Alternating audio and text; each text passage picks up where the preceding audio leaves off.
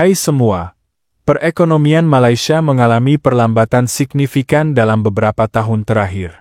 Pada kuartal kedua tahun ini, pertumbuhan ekonomi hanya mencapai 2,9%, angka terendah dalam hampir 2 tahun terakhir. Perlambatan ini disebabkan oleh melemahnya ekspor serta dampak dari perlambatan ekonomi global. Bank Sentral Malaysia pun memperingatkan bahwa pertumbuhan ekonomi tahunan Malaysia kemungkinan besar akan berada di ujung bawah dari perkiraan awal, yaitu antara 4 hingga 5%. Di saat yang sama, negara ini juga menghadapi krisis pangan yang semakin memburuk, di mana kelangkaan berbagai komoditas kebutuhan pokok mulai terasa di sejumlah daerah, menyebabkan harga bahan pangan melonjak drastis. Bagaimana kisah selanjutnya? Simak video ini hingga akhir. Namun sebelum melanjutkan, jangan lupa untuk subscribe terlebih dulu channel ini agar tak ketinggalan info menarik lainnya. Krisis pangan di Malaysia diperburuk oleh gangguan rantai pasok global, perubahan iklim, serta kebijakan dalam negeri yang kurang tepat dalam mengantisipasi situasi ini. Dalam beberapa bulan terakhir, masyarakat mulai merasakan dampak dari kelangkaan beras, yang mengalami kenaikan harga secara signifikan akibat persediaan yang semakin menipis. Permintaan yang terus meningkat tanpa diimbangi dengan pasokan yang cukup membuat harga beras melonjak tajam. Selain beras, komoditas lain seperti gula, minyak goreng, dan daging juga mengalami kenaikan harga yang cukup besar, sehingga semakin menyulitkan masyarakat dalam memenuhi kebutuhan sehari-hari.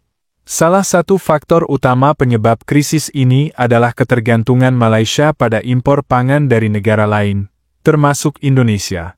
Ketika terjadi gangguan dalam distribusi global, ketergantungan ini menjadi masalah serius yang sulit diatasi dalam waktu singkat.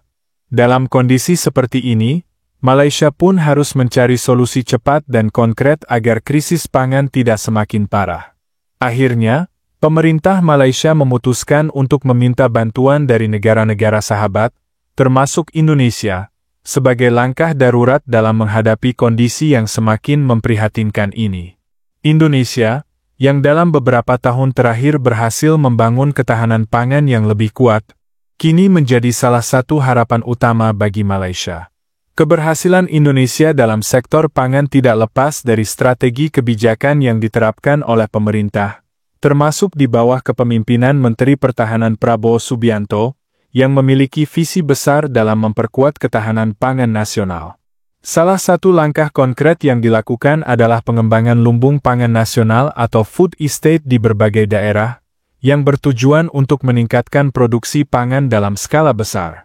Dengan adanya program ini, Indonesia tidak hanya mampu mencukupi kebutuhan dalam negeri tetapi juga memiliki kelebihan produksi yang bisa diekspor ke negara lain, termasuk Malaysia.